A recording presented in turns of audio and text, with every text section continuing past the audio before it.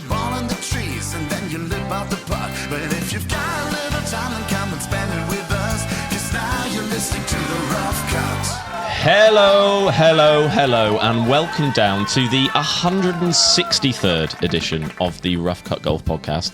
I can't quite believe that I've sat... Well, I suppose I haven't done it 163 times, but near damn it. It's been a long time. We've been going for a while now, haven't we? Yes, we have made a lot of podcasts. It's amazing that you've joined us once again. Thank you for coming down. If you're watching us on YouTube or listening on your favourite podcast provider, thank you once again. All our members as well, thank you for tuning in. Yeah, your names are down. Yeah, they're scattering along the bottom. They're rising like a good, phoenix from the ashes. I was going to go for a proving loaf, but I've used the Star Wars template. Yes, so they're flying upwards as if.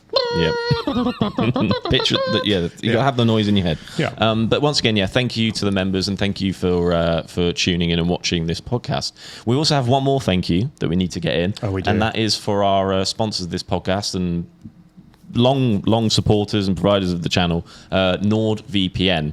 Now, if you don't have a VPN, first of all, what are you doing?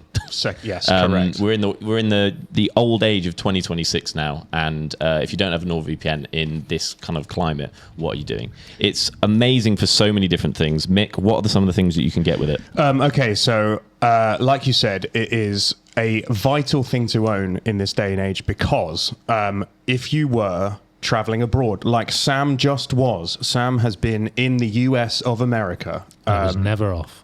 So you then have access. You can tell it that you're in a different country from the one you're actually in, which means that then you can watch the shows that are available in your country or the coverage of the sports events that are available in your country. When I was walking around the PGA show, I had the Liverpool game on my phone. I knew you using NordVPN. And what happened in that Liverpool game? Liverpool won. And what was the score?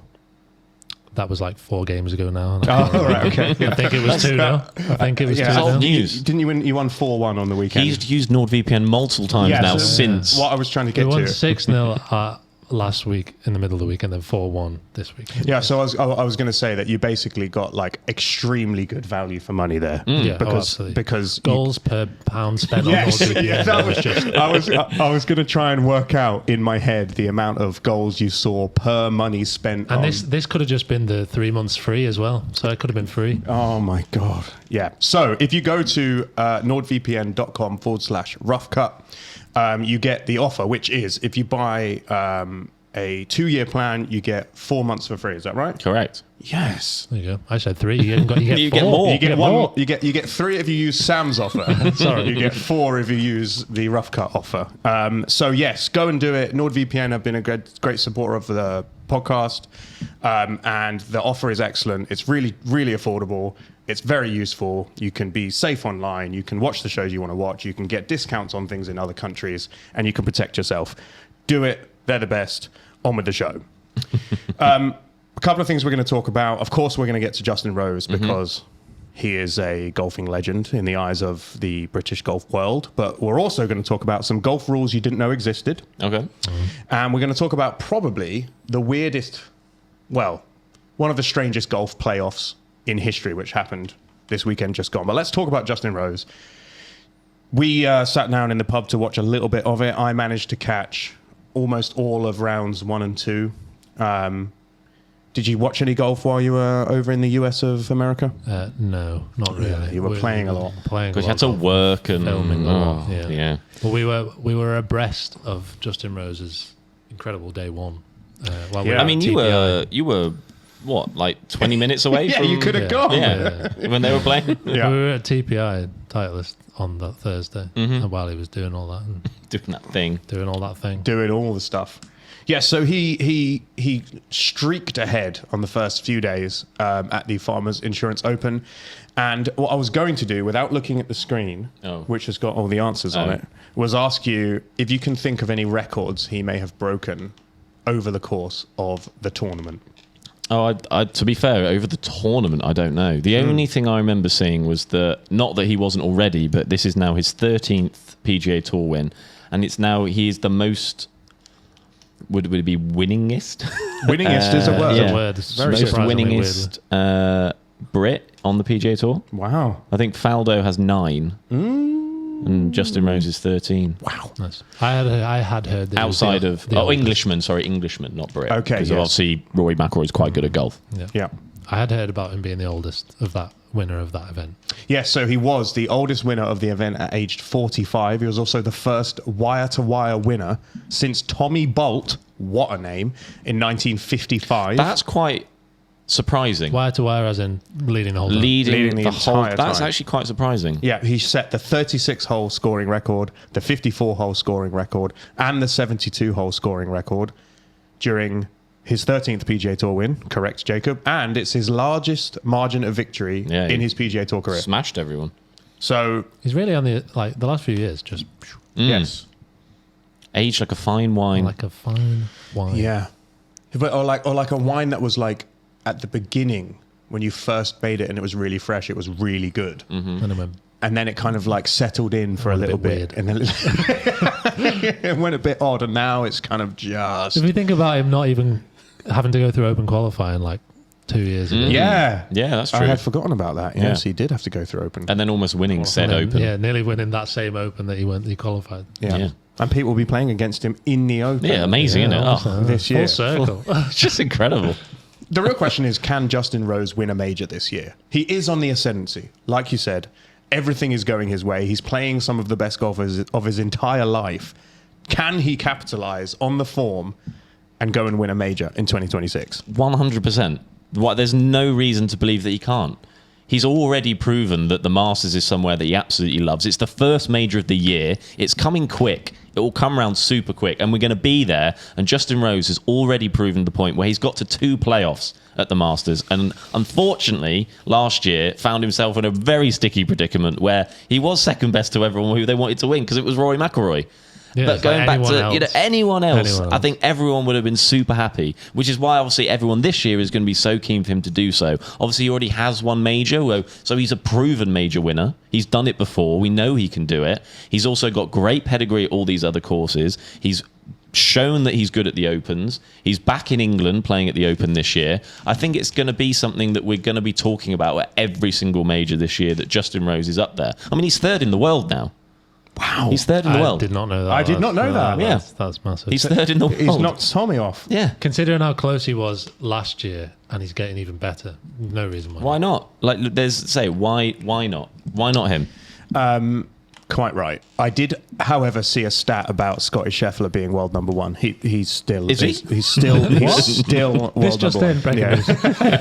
I did see a stat whilst I was researching this podcast that the points differential between Scotty Scheffler and Rory McIlroy is the same differential between Rory McIlroy and the man in 577th place. Is it that? Because Pete told us that last week, and he said it was like 6 something.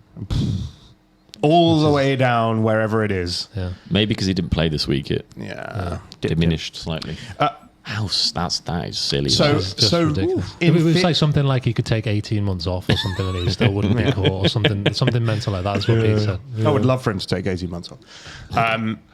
Because I want Justin Rose to win all the majors. Well, yeah, that's the only thing. Like, if Scotty just wins them all, then there's no chance. Yeah. Yeah, that's true. If he just puts his foot on the gas for one of those or any of those. Didn't you say you saw someone who put a bet for Scotty to win every single major this year? Yes, all 4. And it was like, it wasn't. I think it was a lot of money. But it wasn't like the Not odds as many on as it you wasn't think. as much as you thought. It was like 20-1 or something, wasn't it? Still good money. I know, but Depends For how much something that no one's ever done. And no one's ever done that before? not in not in the same year. No. Yeah, so Tiger has done them all in a row. Yeah. But he carried over Yeah. the Masters and won it the next year. I mean, he is playing Tiger Woods' golf, so you know, Yeah. it's Depends, probably it maybe depends not. what you think of the field like around him as well, about whether you think that other people are good enough to catch him or get anywhere near him. Because Yeah. I mean, there's people There's there, too many but good there's golfers. no one anywhere near that level. Yeah, so there will be a podcast in the next 65 days between now and the first day of the Masters, Can't wait. where we will do our predictions, and maybe we're debating whether we're doing the major picks again. Yeah. I think Justin Rose is going to go very early. if we do. Yeah, I think so. I mean, he was was it last year? Probably was last year, or maybe the year after, where he was being picked in the after top 50. Yeah. Because obviously, if you guys are not aware of how we do our major picks, we usually have 3 players that are inside the top 50 of the world, and then we have to pick someone outside of it as a little bit of and that usually is the one that kind of stumps you. Like I had Thigala last year, and he didn't. I think he teed it up at 1 major. Yeah. So obviously that doesn't do very well for you. As obviously Will Zalatoris from a couple of years ago, Kieran had, and he got injured. As I say, so you flipped it round to now where it's like, I'm going to take Justin Rose in the outside 50. Now he's 3rd. Yeah. So if you want him, you're going to have to get in there quick. You're going to have to get in there real fast. Did anyone pick him last year? I think so. I think I might have had him last year.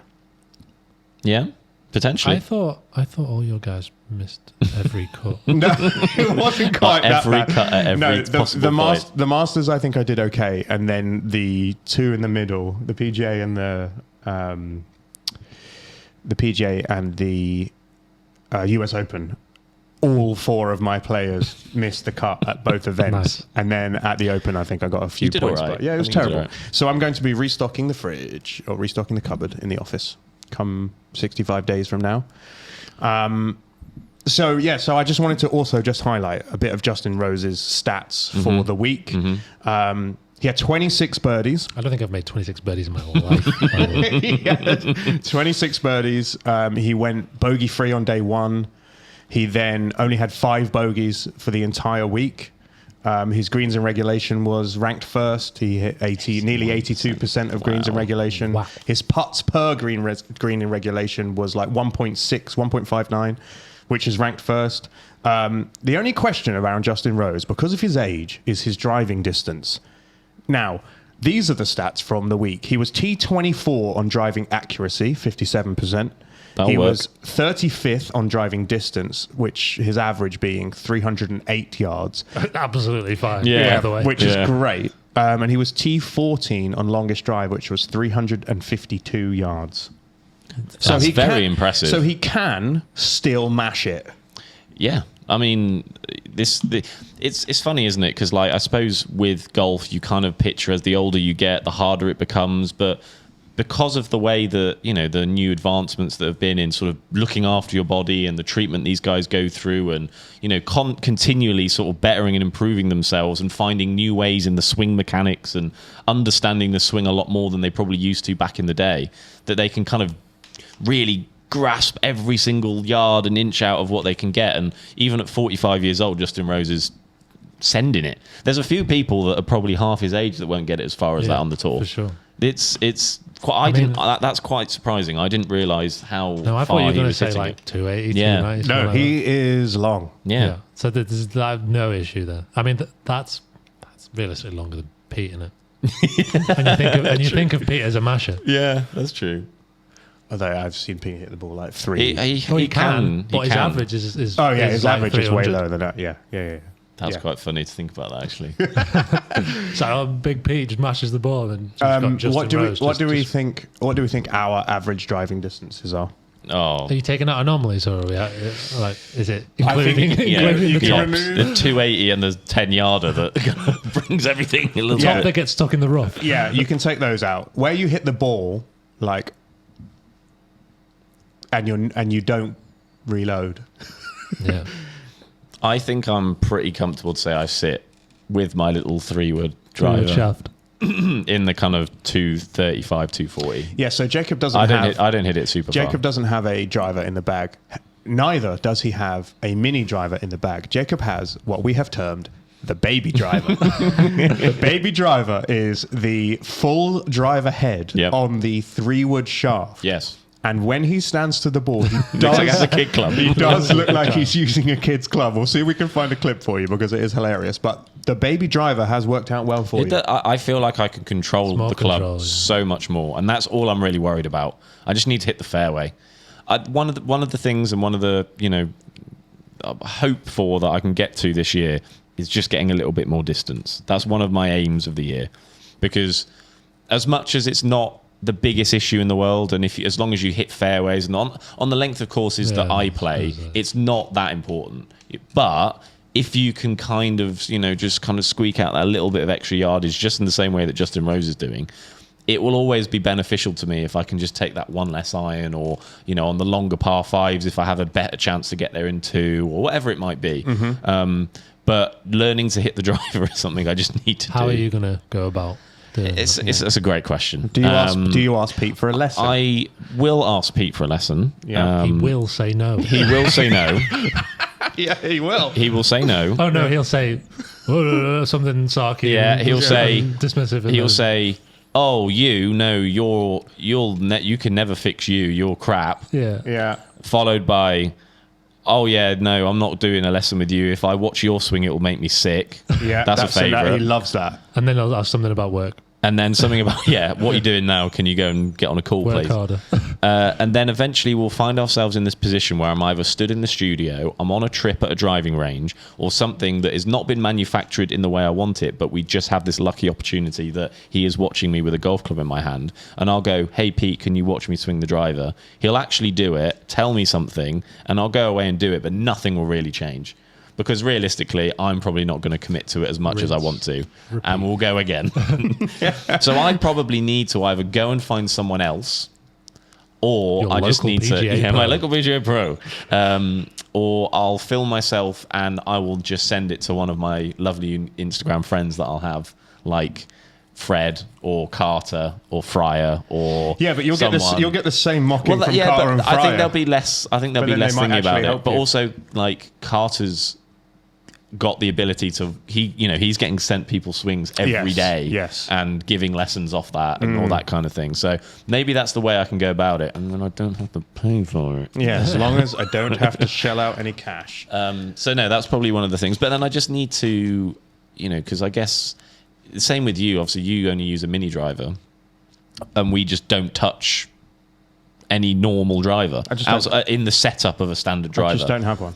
But not touching it and going for it and trying to hit it is never going to change the issue. So you kind of have to sort of go through the bad to get to the good, I guess. Yes. Even you're slightly the same, though, aren't you? Like, Well, you've put a mini in, and I have a mini. Yeah, but you're Anna also driver. long. Yeah. I have a mini Anna driver, but when I'm in California last week, when me and Kieran played the Municipal Balboa course in Los Angeles, oh, Wow. and Length, tight, trees, really open, really open. really okay. open. Yeah. Normal length. The greens were running 75 on the stim. oh, really? Right, Wow. okay. yeah, Wow. yeah. Ice glass For a Yeah. muni, nice. Yeah, but there were a few holes. I obviously only had a driver because it was rental clubs. Mm-hmm. I was mashing the driver. Well, yeah. I had a couple over 300, and there was one drivable par 4. Me and Kieran both went for it. Kieran went long of the green. He hit about 325, which is okay. Yeah, he's absurd. I hit it. It would have made the green if not for getting stopped by a greenside bunker. Okay. Yeah. Yeah. Wow. I wonder what it's like to be able to hit it Yeah, further well, than like. Please explain. Yeah, I don't. But the thing is, I can understand it with him because he's a long boy. Like Yeah. he's tall and the levers are long. Kieran is not. No. Kieran is neither tall or long levered. He swings and so he fast, though. He just still mashes hits it. the ball so far. Yeah. Just hits it hard. He nearly killed a group of ladies Oh, with that tee shot. nothing to do with the tee shot. He was just Hit the real ball and then angry. he just started wailing on it. Oh my god! Yeah, that does sound like a good vibe though over there. Well, what did you shoot? I shot 92, Okay. which is fine for Yeah. me. Yeah, rental That's not clubs, bad. new Yeah. course, all Yeah. good. What did Kieran shoot, you know? Kieran was it was not a good day for Kieran. Oh. Oh, For him, I think he shot about 85, which for him is Yeah, that's... yeah. Yeah. He would not be happy with that. something like that. Was he Yeah. still trying to implement his new... Yeah, he was doing It's- something different, Right. and it wasn't quite as like pull hook.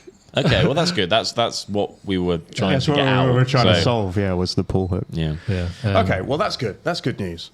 But you didn't cheat or anything like that. No, you just played it standard how you're supposed to. Yeah. Unlike Michael Brennan. Michael Brennan. Please indulge me. Let me tell you the story. Michael Brennan. I saw a statement on Instagram. Yes, I'm going to read you the statement. Michael Brennan got a sponsor's exemption to his first PGA Tour event and then went and won it. So he now has skipped Q-School, skipped the Corn Ferry, all that stuff, straight into PGA Tour. Then he broke a rule this week at the Farmers Insurance Open. The rule he broke, model local rule G11, sounds like a dance group, states that players can only use yardage books approved by the committee. Handwritten notes in the yardage book are permitted. You see them making loads of notes during practice rounds if they are derived from personal experience out on the course. Now, this is what happened. He posted a clarifying statement on Instagram stating that during... he started working with a new course data analyst at the beginning of the week in an effort to improve course strategy. The evening before each round, he sends his new analyst sends him the hole locations on green maps for him to help plan his approach shots. And this is what he said. While looking at green maps, I sketched a few arrows to help with my plan on approach shots. After completion of my round, I asked him for clarification of a feature on the green maps. During the clarification, he mentioned that I was not able to transcribe any details on the greens from his diagram into my yardage book. Upon learning this, I reached out to a PGA Tour rules official, reporting my mistake, and was subsequently disqualified from the golf tournament. God. Grasped on himself. I mean, I guess good for him for reaching out and saying something, but I understand. Obviously, they've got to be at this kind of level of the game. The kind of minute details and the things that can give advantages when not available to everyone else can be it's slightly blurred, and it's slightly hard to kind of really work out whether it would or will not be that effective or not. But obviously, this is something that is a rule. He put his hands up and said that, this is what I did. I shouldn't have done it. And unfortunately for him, obviously been disqualified from the tournament. But it does feel a little mean.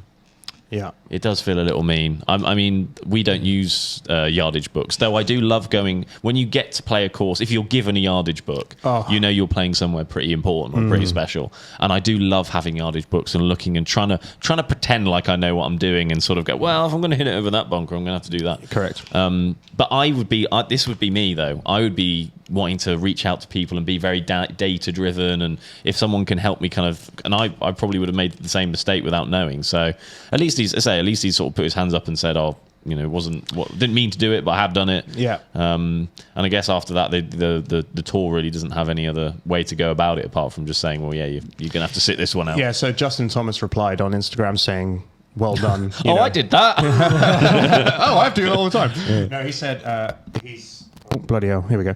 He said, well done. You are an example of how our game is supposed to be played. Congratulations. See you with the next one. What other examples of people... bloody hell, this microphone's really stressing. It's really working hard. Here we go. What other examples are there of people calling penalties on themselves?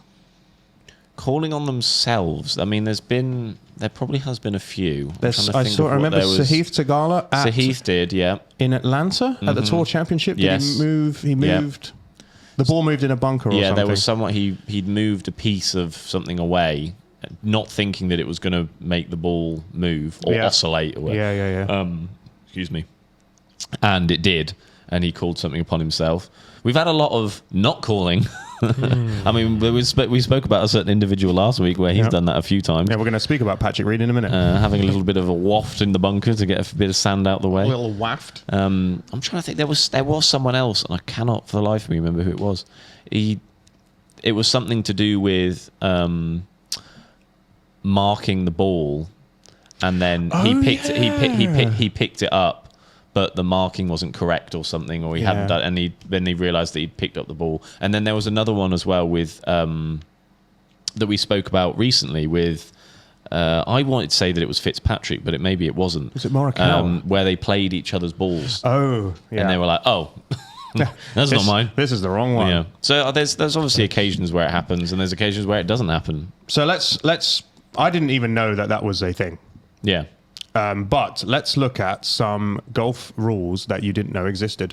Okay. I feel like I might need these at some point because they're probably weird and wacky, like I would do. You might need this one particularly. Play with a damaged club. So, if you smash your club up in anger and you snap it, or you bash it into an advertising hoarding or something, Wyndham Clark, if you damaged it other than in the course of normal play and change its characteristics, you couldn't use it again for the rest of the round.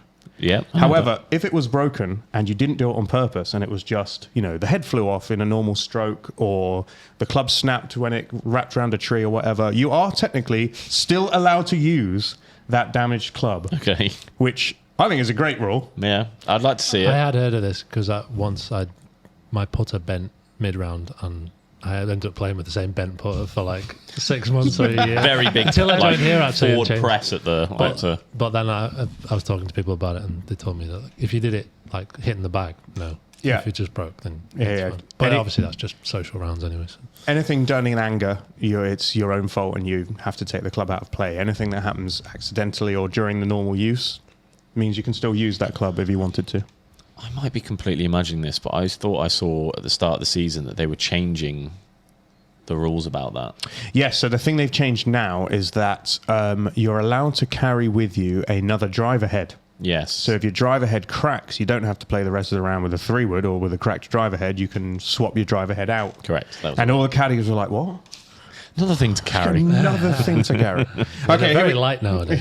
here we go. Hole number 2. I was Hull 2. I was in guest the player mode. Yeah. Rule number 2 that you might not know about. If any part of the ball is in the hole, it's classed as in the hole.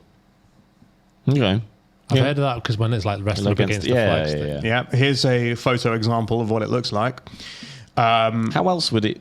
It would just be that though, surely, wouldn't it? Just Yeah. either resting against the That's flag in. or That's in. If something was in the hole, something had fallen in the hole, and it landed on top of that thing. Yeah, if and any it was, part of it is in, yeah. it's in. I So feel like to avoid any errors in that one, you should just be able to like move the flag. And if like it, knock it in. Like, just if it pull drops. and if it drops in, It it's has fine. to be below the line of the ground. If any part of the ball is in the hole below the surface of the putting green, the ball is treated as holed, even if the entire ball is not below the surface. So if you embed the ball in the cup and a little bit of it is below the surface of the If it grass. powers into the back of the hole so hard, Yes. it just sticks into the back. Exactly. Yeah. Rule 14.3a. You can change your ball when taking relief. Okay. So if you are taking relief from a hazard, you can actually just put another ball in play if you wanted to. I guess that is defending on if you've hit your ball into hazard, it's usually not going to be best friends with your ball. Yeah. It's going to have ripped it up or nicked it or something. So it kind of defends that when you put a new ball in play, you're not putting in some ripped up piece of crap. Yeah. So makes sense. you can do that for that, but you couldn't do it if you were like marking your ball on a green.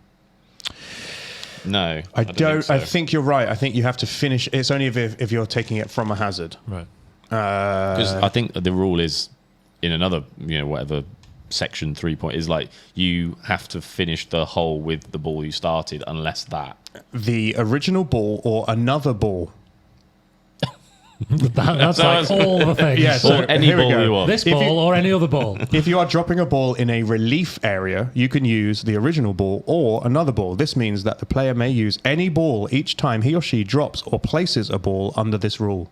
Right, so it's So, just, yeah. so it's just when you get relief. Because you I change it. imagine they would want to dissuade people from using one ball on the fairways, and then when they get to the green, getting this whole like special Big ball ball out, on the yeah. green Yeah. with loads Well, of like on markings the- and Yeah, lines. this is the one with all my on the markings on it, tee, it's one that's like got fully more white. dimples or Yeah. something that streamlines it more or whatever. Speaking of tops, still in the tee area, just tee it up and play your second. Oh right, okay. So if you If you go to tee the ball, you hit it, you don't get it past the teeing area. What happens if you hit it? Because obviously a lot of tee boxes these days are kind of scattered. So what happens if I like chipped it from the back tees to the ladies or the forward tees, and I was on a? Can I then tee it up if I'm on a?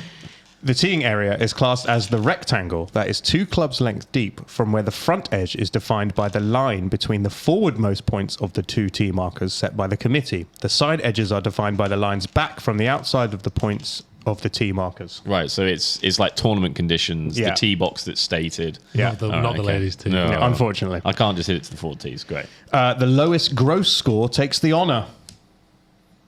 Yeah. Yeah, that's like rule 1, isn't it?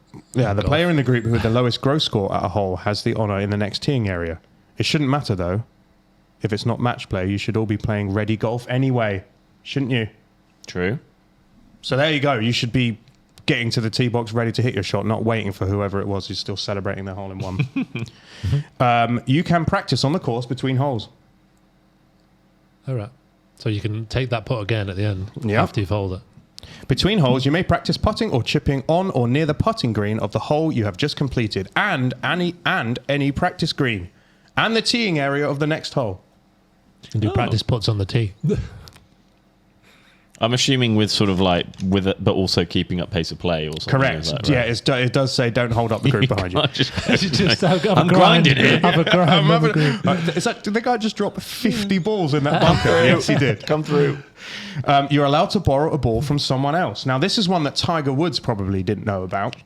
When his caddy said that they had only 2 balls left, he hits one into the water. They've got 1 ball left at the 2000 US Open at Pebble Beach. He could have just borrowed a golf ball from someone else. That's allowed.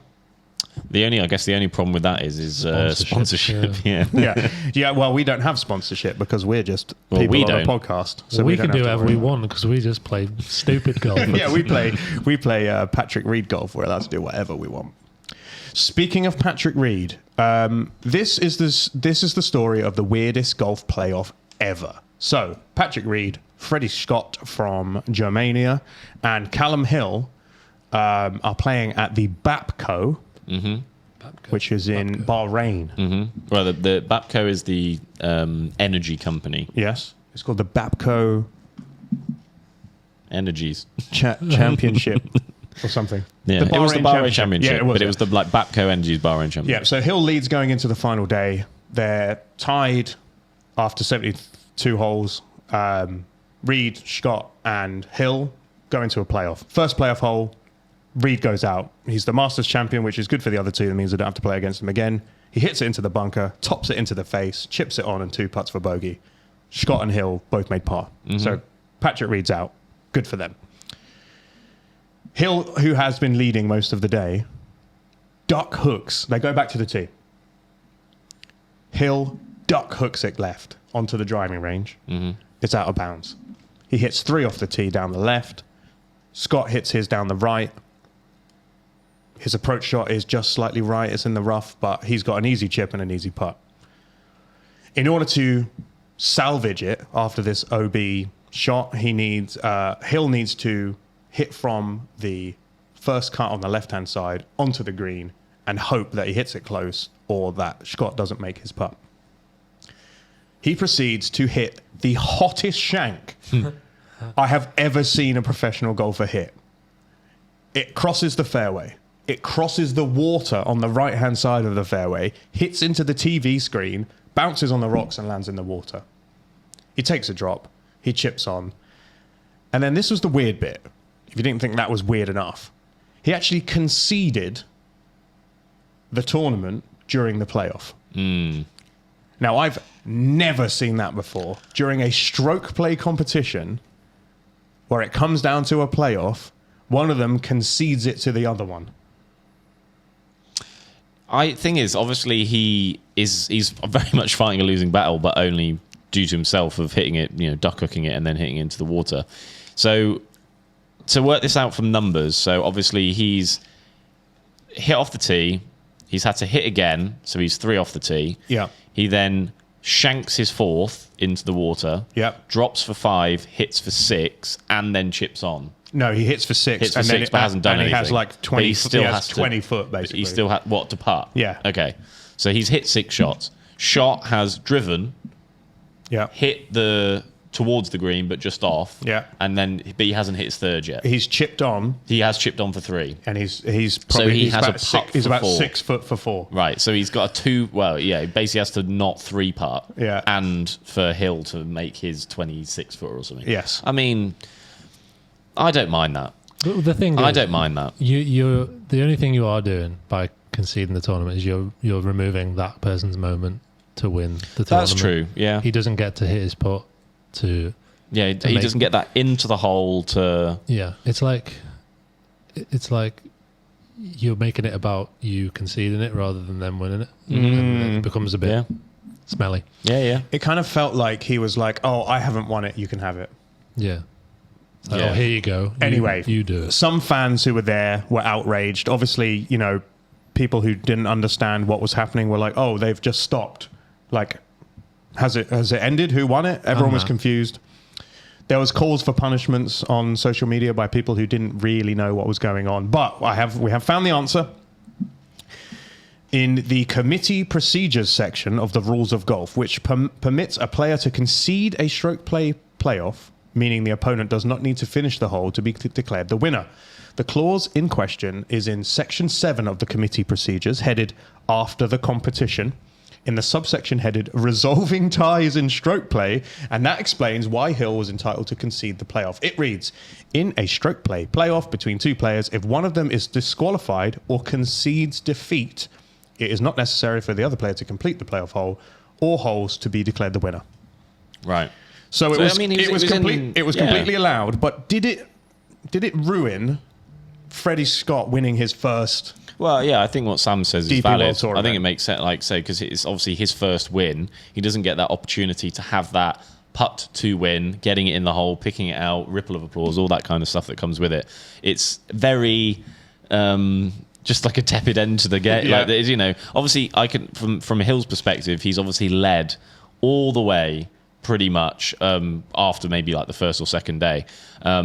And into the final day as well. Going in has been kind of looking like he should go on and win it, really. And yet then has fallen way that back on what he should have done. And then lost the playoff after getting through the first hole, after seeing off a Masters champion and thinking, whether rightly or wrongly, right, I've kind of got rid of the harder competition. Yeah, he was the real threat. And, and maybe that was part of his mentality that got him into this sticky situation, because he kind of, lost his concentration, didn't commit to the how he'd done so for 73 other holes.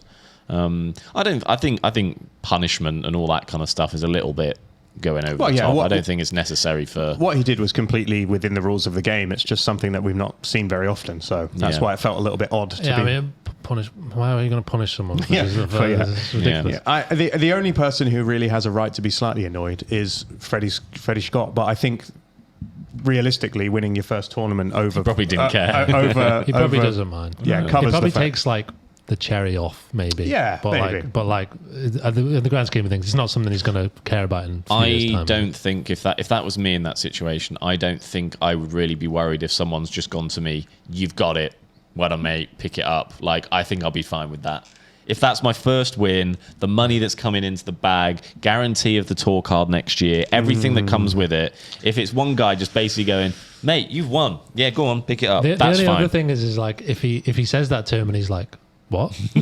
what do you mean? Yeah. Is this allowed?" And he's like, sort of looking around, like, "Is this? Have Yeah, I won? am I allowed to Am I do allowed it? to Yeah. celebrate?" It's like a VAR goal celebration. Isn't it? Yeah. It's like a bit slow and a bit delayed. And In his interview on the green afterwards, he was like, "I have no idea what's going on." yeah, so really? that's a bit of a shame. I isn't think it was more of a like excitement of having Yeah, won, yeah, not yeah. like I don't know if I've won. Yeah. So yeah, it's a weird one. We'd like to know your take on it, whether you would like to hold the putt to win the tournament or whether it's okay to be gifted it by the person who has just flubbed the playoff. I personally would like to roll in the putt, but I also, the quicker the pressure is taken off, the better. Yeah. I mean, ideal world, yeah, but it doesn't really matter, does it? It does not. A win is a win. A win is a win. And the PGA Tour have a chance to get a big win in the eyes of the internet. They do. Fellow YouTuber Wesley Bryan has been suspended by the PGA Tour. Old news, Mick. That was ages ago. That is old news, correct. Did you not know? I didn't know You that. didn't? Okay. That's So he played... shocking to And me. you've got his putter. I do, yeah. He's going to ask for it back now. He's already asking for it Jacob's back. putter is I Wesley's. don't have his He doesn't have it. He's lost He it. played in the Live Duels events, Yep. which were 9-hole scrambles. I think he played in 3 of them. And the PGA Tour said, "Cool, if that's what you want to do, you ain't coming back. You're suspended. Fine." However, Live have now started reopening the door. The PGA Tour have now started reopening the door to players who went to Live to actually play there. Not just to play in exhibitions for the internet, but to actually play in their tournaments. So we've seen Brooks Koepka come back. We've seen Patrick Reed make it clear that he's not going back to Live. He's going to be back on the PGA Tour. And a change.org petition has popped up on the internet with over 10,000 signatures saying that the PGA Tour should lift the ban on Wesley Bryan and allow him a path back to the PGA Tour. What do we think? The change position's a bit funny, isn't it? I just... Especially also only 10,000 signatures. How many subscribers are we looking at? Yeah, that's true. I don't think it's co-sanctioned by No, Wes. no. If he had, if he had mentioned it, At what point do they have to mention it in Parliament? Isn't that a rule? 100,000, I think. I'm very iffy on the whole situation, to be honest, because I didn't really have issue with him being suspended in the first place, because there was a lot at the time. There was a lot of, I felt, from creators and and we didn't. No one really knew kind of where they stood with a lot of things, but there was a lot of kind of what we've said about before about, you know, wanting and eating cake from multiple different locations. Yeah. And I think there was a lot of that going on anyway. And he would have known doing this. He would have known the effects that was going to come. People, yeah, he would have asked. Told. If you do it, you're going to get suspended, and that's the end of it. Now the issue, and I can understand why the irritation would be, is that the PGA Tour are opening the doors to other people coming back, yet they are still digging their heels in with Wes. And obviously people are saying, you know, well, you know, he went and it was just a YouTube thing and it was just but it was a live sanctioned thing. It represents the same thing that the tournament represents. The live players were in there. It represents the tournament that's there. Like, I understand that it was on YouTube and I understand that it was an exhibition in the sense, but they were playing for money, which apparently now he's come out and said that he actually was never going to be able to win the money in the first place. But whether he was going to win the money or not, money's not really bad. He has played in a live event. I'm sorry, like, it is a live event. It's about the promotion of the brand, and if you're promoting the competitor of the tour that you are on, and they don't like that, then they're not going to like that, are they? And don't hear what I'm saying. I'm still think it's stupid that the fact that he hasn't been able to come back because of the fact that they've allowed Koepka and Reed and all these people. Like, it does seem so insignificant in the scheme of things compared to what the other people have done. But let's not diminish the fact that he did actually go and play something live related. Like, it was. Like, we can't argue that. Like, it was a thing. So it seems petty and it seems stupid. And the reason why there's so much kickback on it now is because of the fact that all these other guys are coming back for doing so much more. And that was obviously where it doesn't feel quite right. And, you know, unfortunately in Wes's case, even though he probably does have a bigger pull than most of the people playing on the PGA Tour right now, and a lot of people would be interested, especially if he went to go play his first round back. But again, the same thing I always find when they put people like Wes and George when he's been in fields and things like that, the PGA Tour still don't nail the fact that they might as well just show the two of them play their whole rounds of golf, and people would much rather see them shoot 20 over par than see, unfortunately, Freddie Shott and Callum Hill and people like that go and win golf tournaments. Like, that's just kind of where the lay of the land in golf is at the minute, and how much of a hold the content creators and people like that have on the space.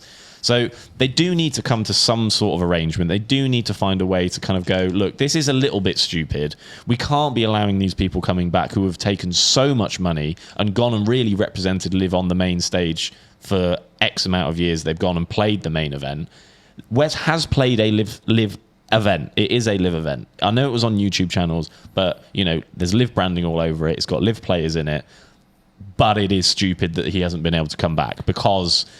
But then again, it's like, what, you know, I don't know. To me, I feel like he doesn't necessarily really want to come back. I feel like he just wants to play YouTube golf. Yeah. I feel like that's where his mindset is now. I might be completely wrong. I know that obviously a lot of the American guys are kind of rallying around this, like, let's get Wes back on the PGA Tour thing. It's a story, isn't it? It is a story. You can get hold of it. So, I mean... I do think it's silly. I do think the suspension should probably be dropped. I do think they probably need to find a way to make it work, especially the PGA Tour's stance kind of went out the door when they started letting other people come in. The PGA Tour's position is sort of muddied, and so, like, from their point of view, they're obviously welcoming Patrick Reed and Brooks Koepka back in because they think it helps their brand. And, like, if they're going to go down that route and it's not about the morality issue, then they might as well let Wes in as well because he helps their brand. Yeah. More than Patrick Reed and Brooks Koepka, unfortunately for them guys. Yeah. I say, I think the suspension should be dropped. I think he should be allowed to go back and play. Whether that looks very different because obviously he's not coming back as a major champion, I imagine if they say to him that you can lift it, but you're probably going to have to do a lot of groundwork to get back onto the PGA Tour. Yeah. I don't think they'll let him come in and play. No, they can do that. They can do the same as like with Reed. Like you don't just get to come back; you have to earn it back and all. Yeah, that the other thing that if Wes was really adamant that he wanted to go back and play on the PGA Tour, go and play on the DP World Tour for a few events and win something, and get yourself there. Yeah, he doesn't just by deserve to merit. be gifted his place. I will say as well. Obviously, they've come out and said that he couldn't win the money, but from my understanding of being boots on the ground and hearing stuff from these events, is that there was money exchanged for them to be in these things. Yes. So there's that element to it as well. Like whether or not he did or didn't take money, like there is still the uncertainty around that to go and play in something that is live fueled. It may not be the same amount as Koepka took, but No. Wes did take the live It definitely money. wasn't that. It definitely wasn't that. But no, it is a shame because it's like for our community as well, and like being from the YouTube space, like having someone who is a PGA Tour winner who I really enjoy spending time with. Yeah. I think he's a really nice guy. Like he's always had time for us. Thank you for your putter. You never get it back. You never Never get it getting back. that back. Yeah, come and find me. Come pick it up from my house. Yeah. No, him and George have always been so hospitable and welcoming, and like we've been to Selena multiple times and stuff. So like from a personal standpoint, I think it is stupid. I'd love to see him back on, but like I think like there's been a bit of a over exaggeration or overreaction from the community more than them about like it wasn't it was stupid. It's only a 9 hole. I know it was minimal in comparison to what the other guys have done, but he knew what he was doing. Yeah. He, like say, he would have spoken to people. He would have known that, okay, if you go and play in this, like, this is what's going to happen. Yeah. So, the suspension would not have been a surprise. He's in that position now because of the decisions he's made. Now he wants to get back. Well, so if he wants to or not, I don't know. But now people are saying let's get him back on. It's the same position of like, well, I don't feel great about Koepka and Reed coming back, but it is now. That's what it is. You can't really do anything about it. Yeah. And that's kind of where I say with the PGA's Tour situation as it is, they've muddied their waters, as Sam says, and they've made it harder for us to kind of really say, well, no, because, well, they have let people back. Yeah. And it's for so much more. It's like it's like the door to the club is open, but they've got a very picky bouncer. Yeah. Like, what is it? Like, what is it? Even the major thing, that made sense.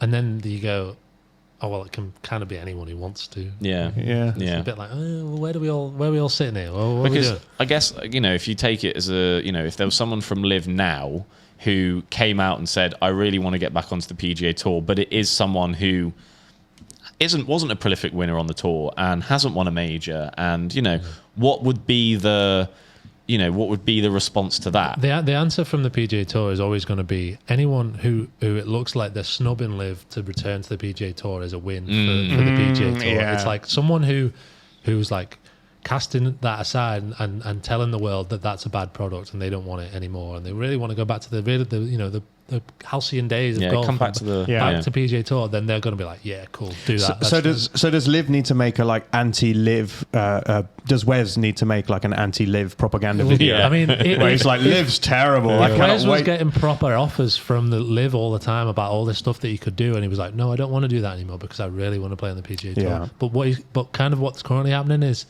vilification of the PGA Tour for not letting him in, and so they're going to be like, "Well, why would we do that? It just makes us look bad." Yeah. Okay, so the last little piece of news, which I thought was just quite cool, and I wanted to highlight because it's a man from our own country, is this guy, Dougie Haynes. Now, Go on, Doug.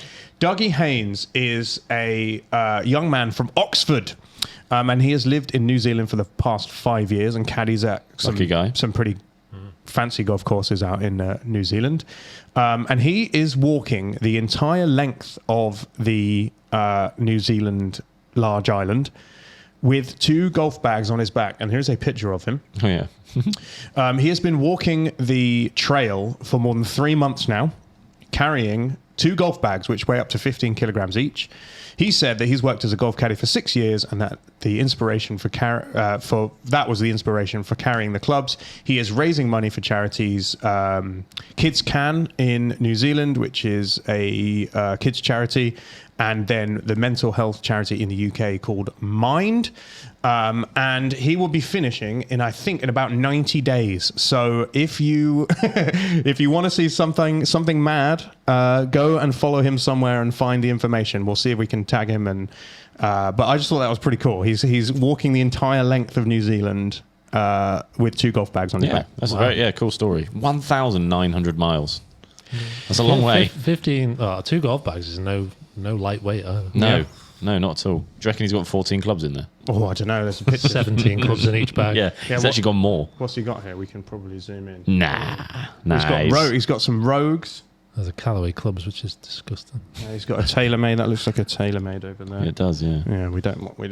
Go on, Dougie. Yeah, go on, my lad. Go on, Doug. And he said when he's done, he is excited about getting back to Oxfordshire and watching an Oxford United game. Oh, wow. Bloody hell. You've gone through all that torture and you're going to put yourself through more. Good Lord. Okay, well done, They did Dougie beat us, Haynes. Great work. Yeah, you're pretty sad. Was it about them who lost to Birmingham this weekend? Could have been. I think it was, wasn't it? They beat Leicester the week before, I'm pretty sure which made them sack their manager. Pretty sure it was Oxford this weekend who just lost to Birmingham, who never score any goals. Birmingham do never score goals, but they scored more than we did this weekend. Birmingham won 2-0. Okay, there you go. Yeah. They lost to Oxford, beat Leicester, and then Birmingham won 2-0. And they've got Sheffield United tomorrow. Transfer deadline news. Arsenal have re-signed Thierry Henry on a 30-day... I'm kidding. Tonali is not for sale. That would be good, though. That's for you, isn't it? Arsenal going for Tonali. Are we? Yeah, but But he's not for sale. apparently not. Yeah, we do need a little bit of cover in that position now. Because you like cheaters and rule breakers, don't you? This is And criminals. Coming there at the Arsenal. from you. there you go. Okay, we're done. Well done, everybody. Great pod. We will see you next week. We do have 2 pretty special podcast experiences coming up. Once they have been chopped down and set up and ready to go, you will be seeing a interview with legendary wedge master Bob Vokey. I was there. Sam was there from TPI, and also I believe he's Colin Morikawa's coach. Rick Sessenhaus. Rick Sessenhaus as well. So look forward to those. Potentially a cut down version here and a full length unedited version on the members platform. If we can make that happen, that would be excellent. Subscribe, like the video if you're listening on your favorite podcast provider. Leave a 5-star review. And well done, Justin Rose. You're the best. Go and win all the majors, and we'll see you in the next one. Yep. Goodbye. Goodbye, everyone. See you ya. later. Have a good week.